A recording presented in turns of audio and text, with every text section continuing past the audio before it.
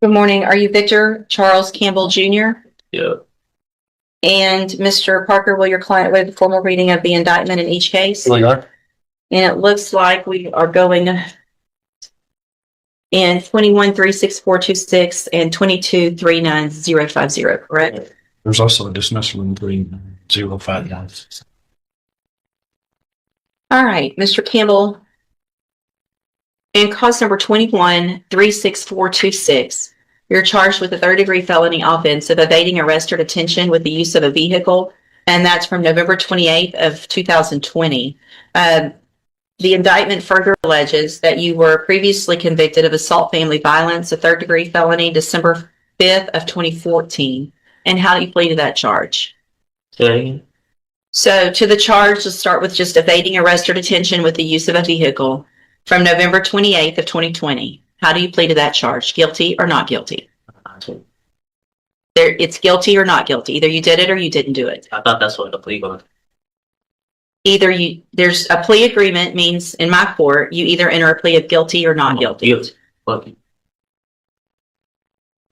Mr. Campbell, I understand that you're already doing time for a murder and that you don't really care about what's going on today. I'm saying I'm pleading no content because he never even went over the indictment with me. Yeah. I find that hard to believe. So here's the thing. Actually, be honest, I just only been here for like about 30 days. So I got like 3 weeks or 30 days and about 2 weeks of being here. He was pitching on here. Yeah. So, the nature of the crime, no cause number, and the magistrate, as far as the indictment, I never received one. And due to the fact of the nature of the charge of being from 2018, you have 5 years or 4 years to indict me to actually send that indictment. Sir, the allegation. That's why I'm pleading no contest. I'm not going to allow. I'm guilty. It's fine. Here's the thing. I don't have to accept any plea agreement. Yes, ma'am. Okay. So you can, in that evading arrest or detention case, if you go to trial and you're found guilty, it's habitual. You're looking at 25 to life. We can set it for trial. I'm not playing games and I'm not going to accept the disrespect. And just like that, this case is over before it ever really begins. Once the defendant pleads true to the probation violations, the court no longer has to decide whether the violations happened. The only question left is punishment. The negotiated sentence here: 60 days in jail. Not years. Not months of litigation. Just a quick resolution that shows how powerful plea agreements can be in the probation system. If you want me to follow this agreement and go along with the plea agreement, and you can go on, do your time and be done with it, then we can get that done. But you're not going to show disrespect while we're doing it to me. Do you understand? Yes. So if you want to go forward, we'll go forward. If not, we'll set it for trial. Mr. Smith will get ready very quickly and we'll get your case tried within a month. And it'll be habitual, 25 to life. What do you want to do? It's 18 years. No, the plea agreement. If you go to trial, listen to me. If you go to trial and you're found guilty and your prior convictions, stop talking over me. If you go to trial and you're found guilty and those prior felony convictions are true, then you're looking at habitual, 25 to life. Today, there's an agreement for something different. I'm glad to accept that if that's what you want to do. But you're going to either accept responsibility and plead guilty or plead not. This is one of the biggest decisions a defendant can make. The state is offering 30 years, but he's turning it down and demanding a trial. That may sound surprising until you remember what's at stake. A conviction at trial could mean spending the rest of his life behind bars. Every rejected plea deal raises the same question: confidence, desperation, or strategy? Which one do you think is driving this decision? Not guilty. Yeah. That's your choices. So let's go back then and cause number 21-36426. You're charged with a third-degree felony offense of evading arrest or detention with the use of a vehicle from November 28th of 2020. How do you plead to that charge? Guilty or not guilty? That's what I'm saying. He's saying assault family violence. The evading arrest is guilty. It's evading arrest or detention with the use. I'm looking at your indictment. He's saying you got indicted for. I got that. For evading. In 2014, you were Hold convicted on, of something Mr. else. Okay. You've probably already tried. Let me take care of it this way. Place that in front of your client, please. Now that is cause number 21-36426. That indictment alleges in paragraph 1 that you committed the third-degree felony offense of evading arrest or detention with the use of a vehicle from November 28th of 2020. Yeah. How do you plead to that charge? I just pleaded no contest. She didn't want to accept no contest. How do you plead to that charge? Guilty or not guilty? We're not going backwards, okay? I already told you you're not going to plead no contest. Guilty or not? You plead guilty or not guilty? So if I'm telling you no contest, what is that? It's nothing, and it's nothing.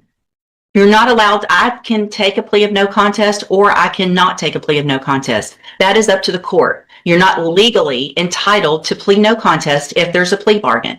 I'm telling you, if you want me to accept the plea agreement, you're going to plead guilty or not guilty. I've already told you that. I'm not going to tell you again. If I have to tell you again, guilty or not guilty. I'm saying. Period. I'm about to set your case for trial. Saying that I'm not. That's basically saying that I'm. We're not going to argue the law. I'm not, or I'm guilty. We're not arguing That's the law. basically just saying that I state that. I'm not going to argue the law with no you. Guilty.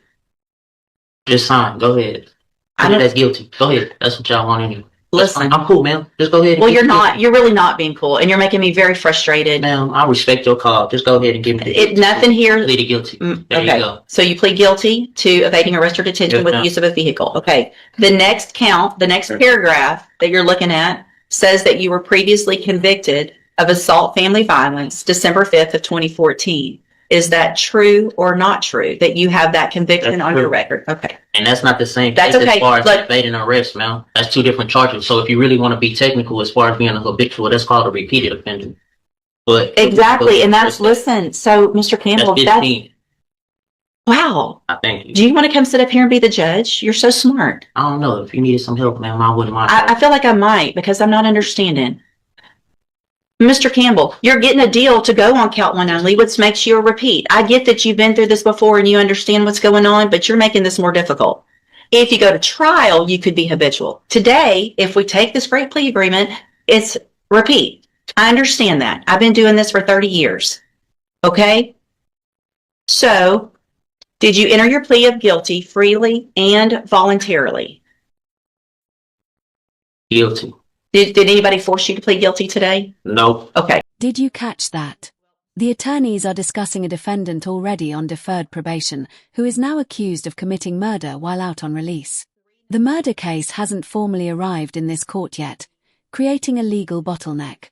That's why the judge is talking about bond relief. It's a reminder that criminal cases often move at different speeds, and courts have to balance public safety with constitutional rights, even when the allegations are extremely serious. So I have let's go to the next case then. In cause number, and here's that indictment.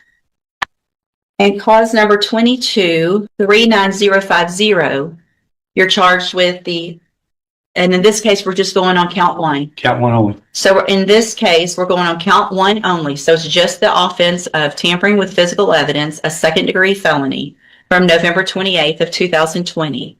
And how do you plead to that charge? Guilty or not guilty? Pleading no contest, but guilty now. So are you pleading guilty to this charge? Yeah. Okay. And did anybody force you to plead guilty in cause number 22-39050? We just answered it, man. I know I have to ask you in each case. It's required by law. It's required by law that I ask you that in every case. I just pleaded guilty. Okay. And nobody forced you to do that, right? Speak up so the record can take it No, down. I think you did. You did, but let's go. So no.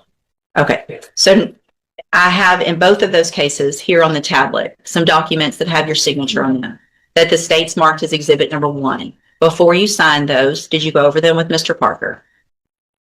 The documents on the tablet, y'all have that? And do you understand if I follow the agreements that you've made with the district attorney that you'll be waiving or giving any right to appeal?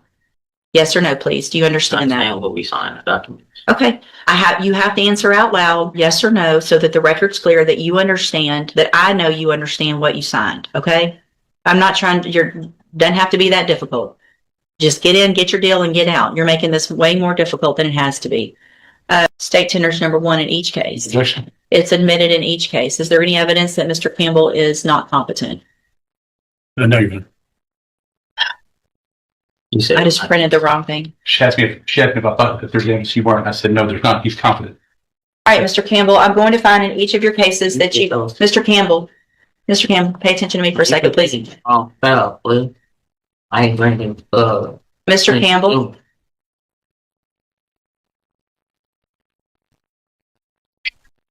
You ready? Yeah. In cause number 21-36426, I'm going to find that you entered your plea of guilty and true freely and voluntarily. Find that you're mentally competent and you understand the nature and the consequences of your plea. Find sufficient evidence to find you guilty, and at this time, find you guilty of evading arrest or detention with the use of a vehicle. Find that prior conviction true. Sentence you in accordance with your agreement to a term of 18 years in the institutional division of the Texas Department of Corrections. You will receive credit on that sentence for any time that you've been in custody that the law gives you the right to receive. So can you say that on record? I'm on the Yes. record. No, I'm saying say that how long I've been in custody. I don't know. I I've been don't in have that custody going on information. 5 years. Okay, you'll get all the credit that you are entitled to get by 3 law. months. And cause number 22-39050, also find that you entered your plea of guilty freely and voluntarily. Find sufficient evidence to find you guilty, and at this time find you guilty